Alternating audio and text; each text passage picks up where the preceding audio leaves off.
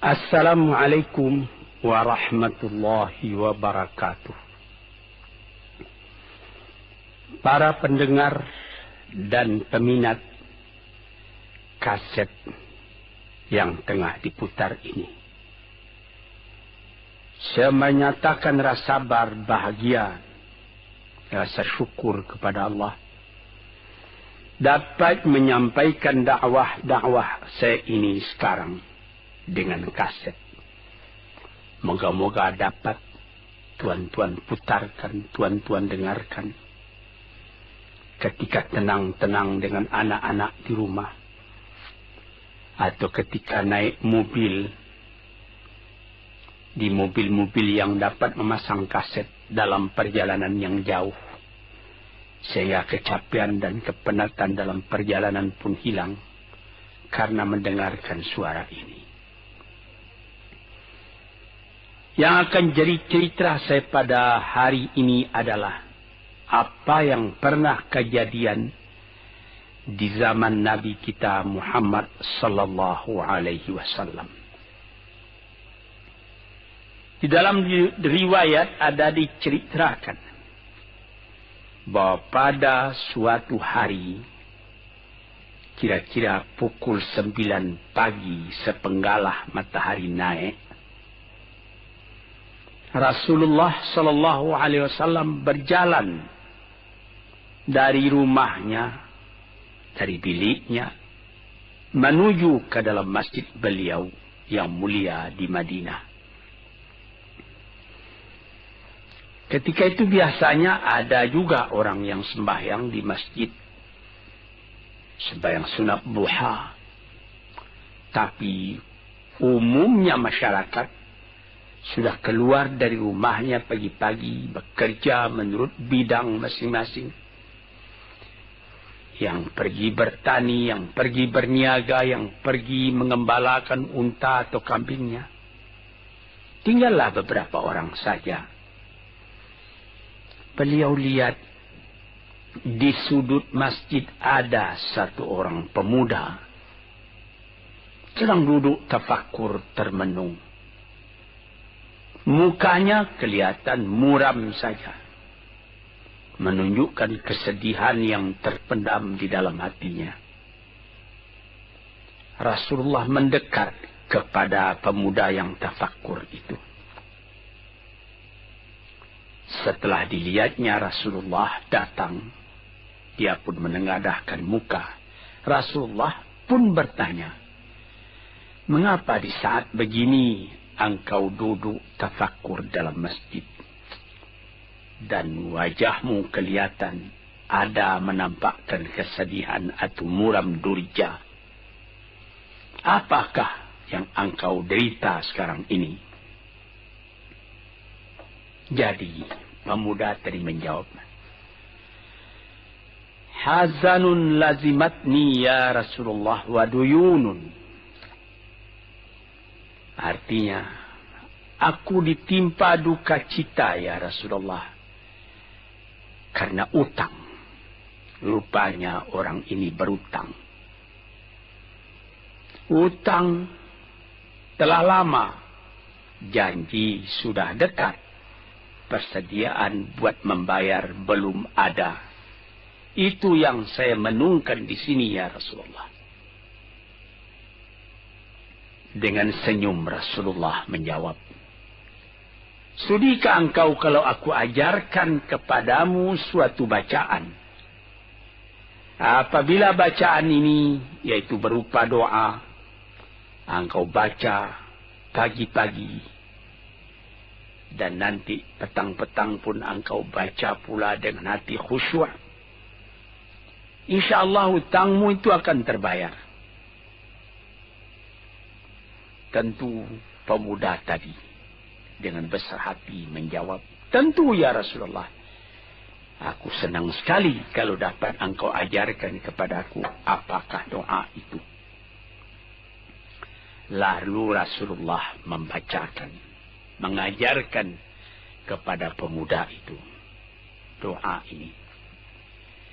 Inilah yang akan saya bacakan pula, mudah-mudahan kita semuanya dapat pula mengambil bacaan ini menjadi bacaan kita. Kita baca pagi, kita baca petang. Apa bunyinya? Allahumma inni a'udzubika minal hammi wal hazani. Wa a'udzubika minal ajzi wal kasli. Wa a'udzubika minal bukhli wal jubni. Wa a'udzubika min ghalabati daini wa qahrir rijal. Sebelum kita uraikan atau kita tafsirkan artinya satu demi satu, baik kita artikan secara keseluruhan lebih dulu. Artinya ialah, ya Tuhanku, aku berlindung kepada Engkau daripada ini. Lalu disebut 8 banyaknya. Yang pertama, aku berlindung kepada Engkau daripada duka cita, daripada kesusahan dan duka cita.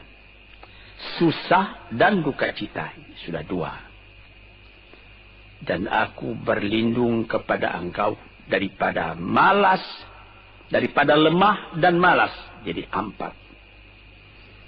Dan aku berlindung kepada Engkau daripada bakhil, berat mengeluarkan wang, dan daripada pengecut atau penakut, sudah 6. Dan aku berlindung kepada Engkau daripada pengaruh berutang, dan daripada kekuasaan orang lain atas diri kita, sehingga kita tidak mempunyai kemerdekaan pribadi lagi. Inilah 8 yang diminta kepada Tuhan. Moga-moga kita jangan diserang oleh penyakit ini.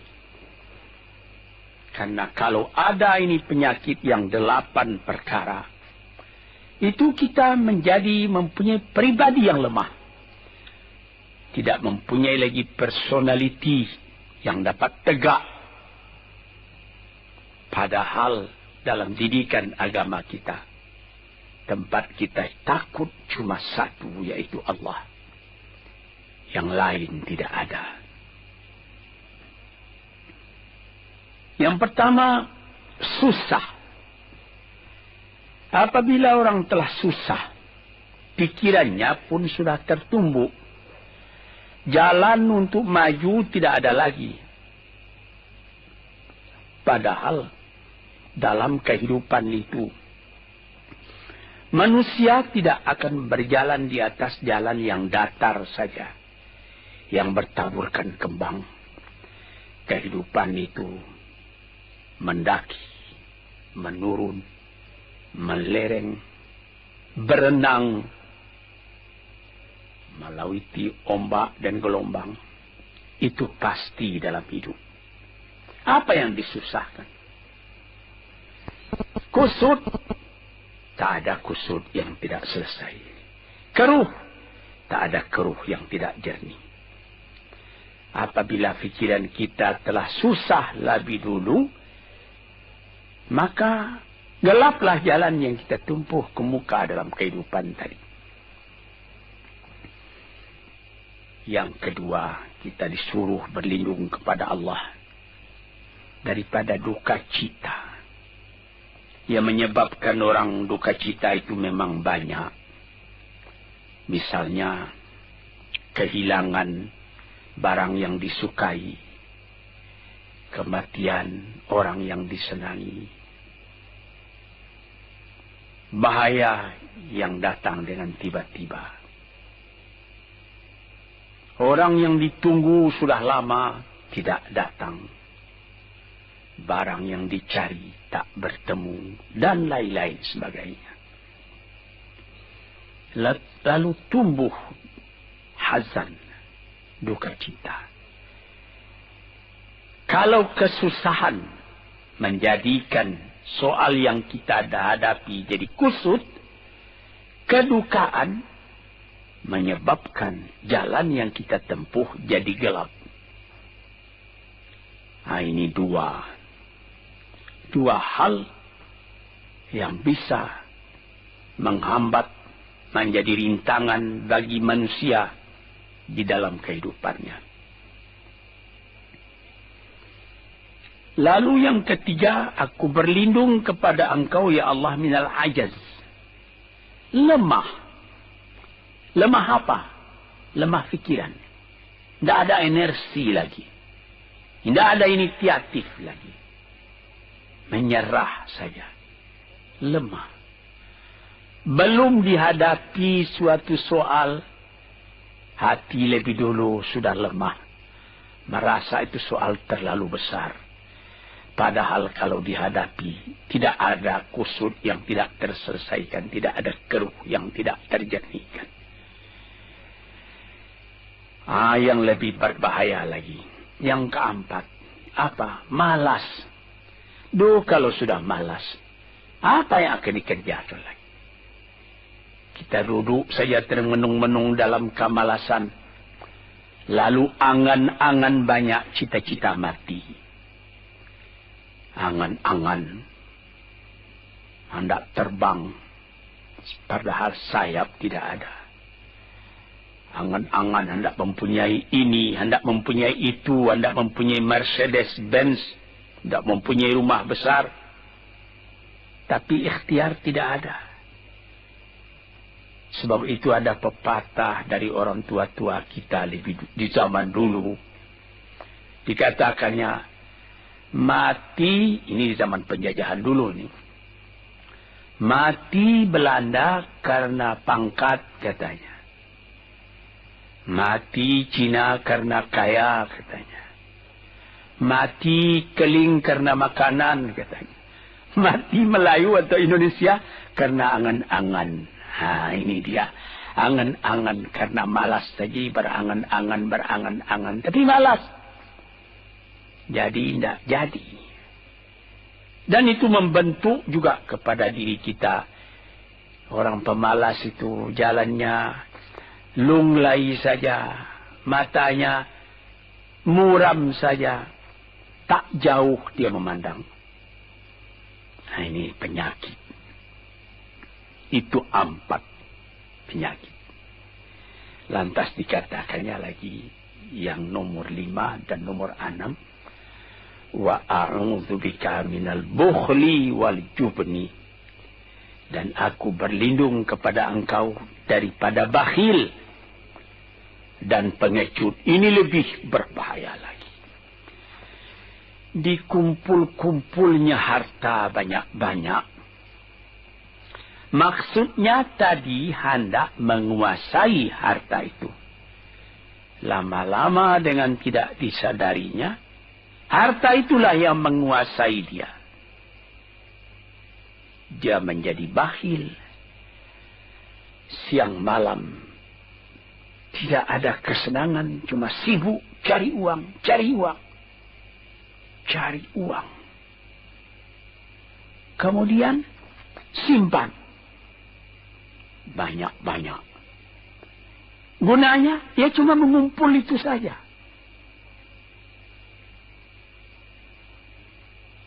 Akhirnya, berapa banyaknya orang yang mengumpul harta banyak-banyak, faidahnya tidak didapatnya.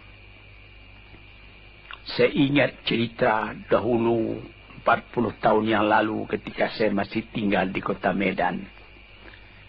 Ada satu orang kaya mengumpul harta. Terkenal dia kaya di Medan. Beberapa buah rumah, puluhan rumah yang dipersewakannya. Dan ada lagi harta-harta yang lain. Dia berjalan di jalan raya kota Medan itu dengan jalan kaki pakai payung satu. Padahal orang sudah mulai membeli mobil. Entah Cadillac lah, entah Chevrolet lah. Model-model yang terkenal sebelum perang. Anaknya mengambil faidah dari kekayaan ayahnya. Dia beli mobil dengan uang ayahnya. Lalu orang bertanya, Tuan, anak Tuan sudah naik mobil, Tuan masih jalan kaki. Apa jawab si bakhil tadi? Saya anak orang miskin. Anak saya anak orang kaya, katanya. Nah, inilah orang yang bukan lagi mencari harta buat menguasai harta itu, tetapi dia mencari harta buat dikuasai oleh harta itu. Yang nomor 6 lebih jahat lagi. Apa? Jubun, pengecut. Pengecut ini menjadikan separuh dari kehidupan manusia menjadi gagal. Ada pepatah orang. Kalau engkau berniaga atau berusaha, meskipun modalmu tadinya tidak ada, asal engkau berani, itulah modal utama dalam hidup. Sesuai dengan pepatah Melayu atau pepatah Indonesia lama, dia katakan,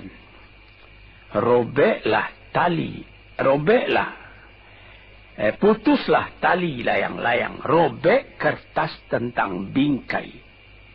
Hidup jangan mengepalang, tidak kaya, berani pakai.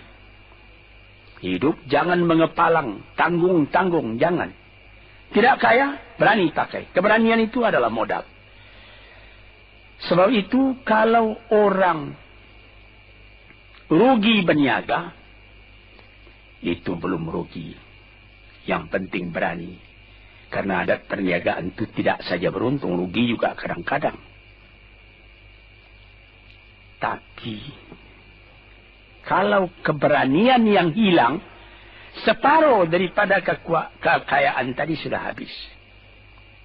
Walaupun masih banyak ada, tapi keberanian tidak ada, separuh sudah habis. Akhirnya, walaupun kekayaan besar, tapi kepercayaan hilang, itu namanya habis, tidak ada lagi. Walaupun berjuta yang tinggal dalam tangan, tapi orang tidak percaya. Apa lagi artinya? Sebab itu yang pertama sekali modal itu keberanian menghadapi hidup. Ini 6. Yang ke-7 dan 8. Wa a'udzubika min ghalabatid daini wa qahrir rijal. Dan aku berlindung kepada engkau ya ilahi daripada pengaruh utang. Hutang itu, itulah anak muda yang duduk di sudut masjid tadi. Dipengaruhi oleh utang. Sampai Rasulullah sendiri pun mengatakan, Iyyakum wad-daina. Jagalah, supaya kalau sedapat-dapatnya jangan sampai berutang.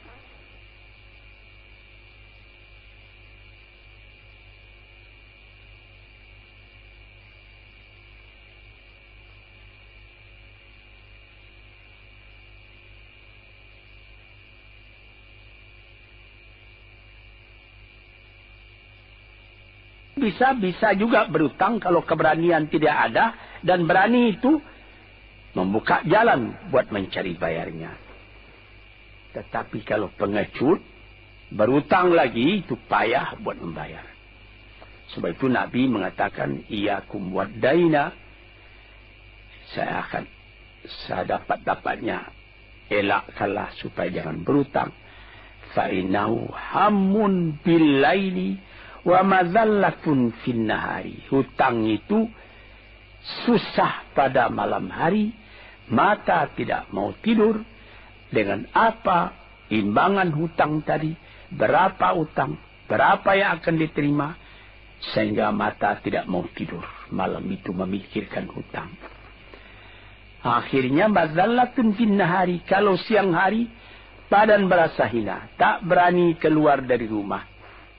Kota Jakarta yang begitu besar, bersilang siur, jalan-jalan raya, jalan Tamrin, Diponegoro, Imam Bonjol, Cut Mutia, dan lain-lain nama jalan. Ada orang yang jalan itu bertambah lama, bertambah kecil jumlahnya. Kalau orang lain mempunyai 100 macam jalan, dia paling tinggi cuma 2 saja jalan yang dapat jalani. Jalan dari rumahnya ke tempat yang tertentu. Ke lain dia tidak berani. Kenapa? Karena ada tempat dia berhutang. Jadi dikatakan dalam hadis itu, orang berhutang malam tak mau tidur, siang malu sama orang. Takut akan ditanyai, takut akan dicari. Ataupun dia berbenam di rumah, datang orang menunggu piutang. Dia bilangkan kepada pembantunya atau kepada anaknya, katakan bapak tidak di rumah. Anak yang tolol atau pembantu yang tolol menjawab, mana bapak? Dia suruh bilangkan bahwa bapak tidak ada di rumah. Kata anak tadi, betapa susah. Lantas yang nomor 8, wa qahrir rijal. Kita tidak mempunyai lagi kemerdekaan diri buat menyatakan perasaan kita. Karena kita segan kepada orang. Kita terlalu banyak berutang budi kepadanya. Kita terlalu banyak mendapat hadiah daripadanya. Kita terlalu banyak dan lain-lain. Sehingga mulut kita jadi tertutup. Tak dapat bercakap lagi. Ditekan oleh hutang budi kepada orang tadi. Kemerdekaan diri tidak ada lagi. Inilah 8 perkara yang ditunjukkan oleh Nabi Sallallahu Alaihi Wasallam kepada pemuda yang duduk tadi. Dapatlah kita mengambil pedoman dalam kehidupan kita sendiri, bahwa yang amat penting lebih dahulu ialah kemerdekaan jiwa. Kalau sekiranya di dalam negara yang telah merdeka, kita sama sekali menyorakkan, meliuk lambaikan kemerdekaan di mana saja kita pergi. Tapi banyak orang yang lupa negaranya telah merdeka, dirinya sendiri telah menjadi terjajah. Bukan Belanda, karena Belanda sudah lebih 30 tahun pergi meninggalkan negeri ini. Dan bukan bangsa yang lain, tapi penjajahan yang datang daripada sifat-sifat yang lemah yang kita katakan tadi. Kesusahan. Kalau kesusahan kita perturutkan, jalan yang kita tempuh menjadi buntu. Kita tak tahu lagi kemana akan pergi. Susah. Susah. Pagi susah, malam susah. Sehingga kusut benang itu tak tahu lagi jalan keluar. Padahal pangkal dari kesusahan itu bukan dari luar, tapi dalam jiwa kita sendiri, dalam dada kita sendiri. Yang kedua, dikatakan duka cita. Saya teringat kepada satu pantun Melayu atau pantun Indonesia. Dikatakannya, kalau berpiduk jangan bermenung. Kalau bermenung riak pun tiba. Kalau duduk jangan termenung. Kalau termenung hati pun iba. Kalau hati sudah iba, jalan tertumbuk. Sampai ada juga pepatah nenek moyang kita, hati yang marah mendorongkan, hati yang hibah menjauhkan. Sebab itu haruslah kita bersedia membesarkan jiwa kita sendiri. Marfu'ar ra's, maufurul kiramah. Kepala terangkat, harga diri dijaga. Itu. Kemudian dikatakan yang kedua, al-ajaz, lemah. Al-kasal, malas. Kelemahan ini juga ada yang karena penyakit. Kenapa lemah saja? Kenapa tiap-tiap pekerjaan yang dihadapi pesimis yang timbul sehingga timbul malas? kalau perlu kita pergi kepada dokter, terutama psikiater. Kita tanyai di mana segi kelemahan ini. Karena kelemahan jiwa, kemalasan, malas dan lemah itu dari jiwa pangkalnya. Ahli-ahli ilmu kesehatan yang telah mendalam mengetahui hubungan antara rohani dengan jasmani kita, sehingga timbul ilmu yang dinamai psikosomatik atau psikoterapi, menganalisa jiwa dari mana seginya, maka timbul lemah, maka timbul malas. Di sini kita memerlukan kuatnya energi. Sebab apabila manusia mempunyai jiwa yang besar, pekerjaan yang besar pun dipandangnya kecil. Tetapi apabila manusia mempunyai jiwa yang kecil, pekerjaan yang kecil pun dipandangnya besar. Kita misalkan saja kedua orang pemimpin yang kita cintai dan kita hormati. Proklamator kita Bung Karno dan Bung Hatta. Mereka mempunyai jiwa-jiwa yang besar. Sebab itu mereka memproklamirkan kemerdekaan Indonesia. Indonesia yang besar yang terjadi daripada puluhan ribu pulau.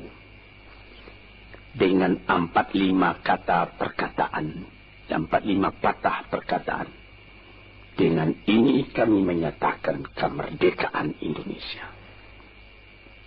Tapi kalau beliau misalnya orang yang berjiwa kecil, dia akan bertanya, bagaimana bisa Indonesia merdeka? Kita sudah miskin, melarat, dulu dijajah Belanda, kemudian ditekan Jepang. Kapan dia berkaji itu pekerjaan yang detail-detail, yang kecil-kecil, dia anggap itu besar. Ini misalnya. Maka orang-orang yang ajaz, yang lemah, atau yang kasar, yang pengecut, yang pemalas, tidak dapat mengerjakan pekerjaan yang besar-besar. Kemudian yang kelima dan keenam, wa a'udzubika minal bukhli. Aku berlindung kepada engkau daripada bakhil. Menerima mau banyak-banyak, mengeluarkan paling sedikit. Dia anggap, sebagaimana saya katakan tadi, tadinya dia menguasai harta. Akhirnya dengan tidak disadarinya, dia yang dikuasai oleh harta.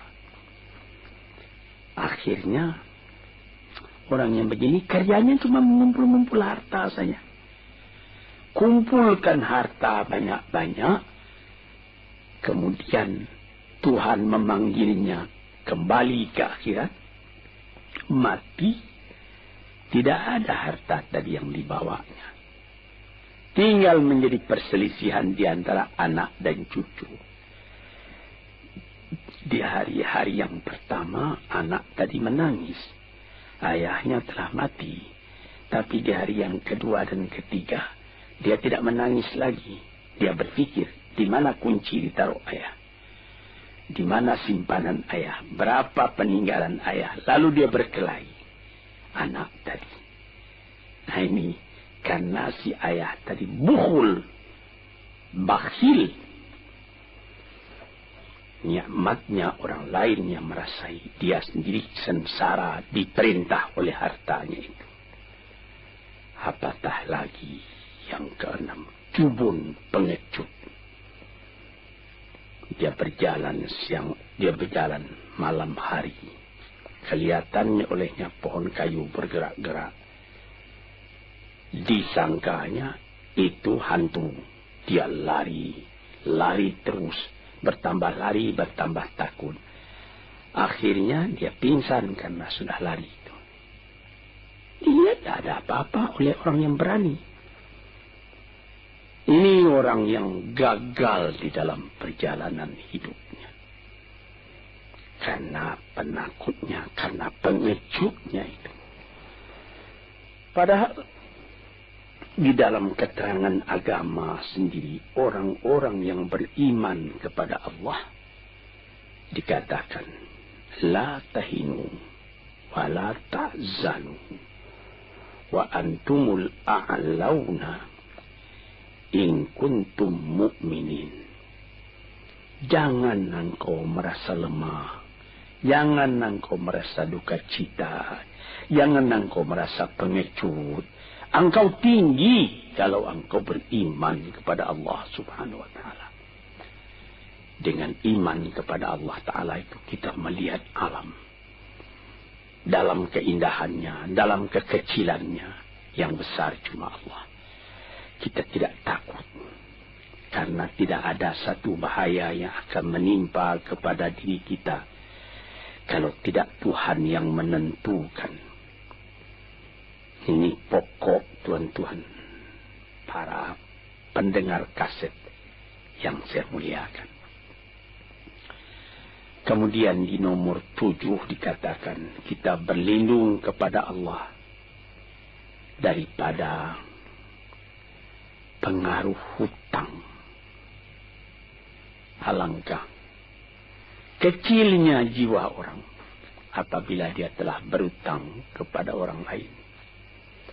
Dibikin janji tanggal sekian akan dibayar, tanggalnya sudah dekat, persediaan belum ada, lalu timbul kecil jiwa sekali lagi.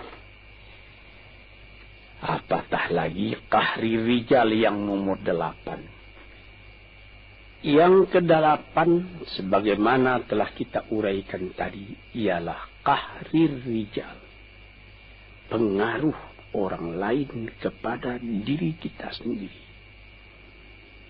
Sehingga kita tidak berani lagi menyebut kebenaran. Tidak berani lagi mengatakan yang hak. Lidah telah tertutup. Mulut telah penuh dengan air sehingga tidak dapat dibuka lagi. Segan. Kita sudah terlalu banyak berutang budi kepada orang. Walaupun sudah jelas perbuatan orang itu salah misalnya, kita tidak berani lagi menegur. Dengan demikian timbullah di dalam masyarakat apa yang disebut dalam bahasa Arab munafik, yaitu lain di mulut, lain di hati. Hati mengatakan perbuatan orang ini salah, tapi mulut mengatakan, bagaimana pikiran saya, bagaimana pendapat Tuhan sekarang tentang perbuatan saya ini. Baik Bapak, ini bagus Bapak, itu sudah betul Bapak. Padahal tidak.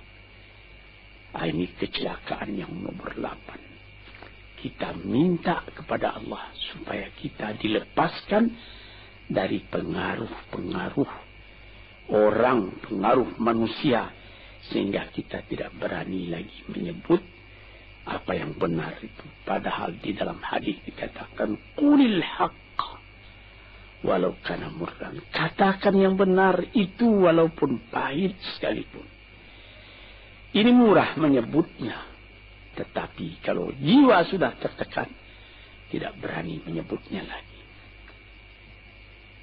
Para pengikut kaset yang tercinta, itulah 8 perkara diperingatkan, dituliskan, diajarkan, disuruh hafal oleh Nabi kepada pemuda yang beliau dapati termenung duduk seorang diri tadi.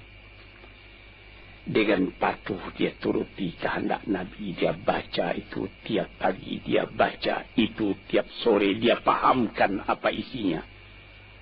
Lalu timbul energi baru dalam dirinya, semangat yang baru. Langit pun kelihatan cerah, bintang pun kelihatan berkelap-kelip, matahari pun kelihatan bercahaya, dan dia sudah melihat kehidupan ini dengan mata yang terang. Kemudian dia bertemu dengan Nabi, ya Rasulullah, saya mengucapkan terima kasih. Penyakit-penyakit tak ada pada saya lagi, utang saya sudah terbayar, dan saya akan memulai hidup yang baru. Inilah jawab dari pemuda tadi. Dan inilah jadi pedoman pula bagi kita kaum muslimin. Kalau kita terjadi pada diri kita beberapa hal, salah satu dari yang 8 perkara itu, baca doa ini pagi, baca doa ini petang, lalu berusaha. Jangan cuma berdoa, berusaha, berdoa dan berusaha. Allah akan membukakan kepada kita pintu rahmatnya, memberikan nikmatnya yang berlipat ganda, sehingga segala sesuatu yang di kiri kanan kita menjadi kekayaan, menjadi inspirasi buat maju ke depan di dalam kehidupan ini. Bapak-bapak, saudara-saudara pendengar kaset yang saya muliakan, moga-moga pengaruh dari hadis ini, daripada doa ini masuk ke dalam diri saudara, dan saudara menjadi orang muslim dan merdeka yang sejati. Sekianlah pandangan saya. Moga-moga ada manfaatnya bagi para pendengar dan peminat kaset yang tercinta. Assalamualaikum warahmatullahi wabarakatuh.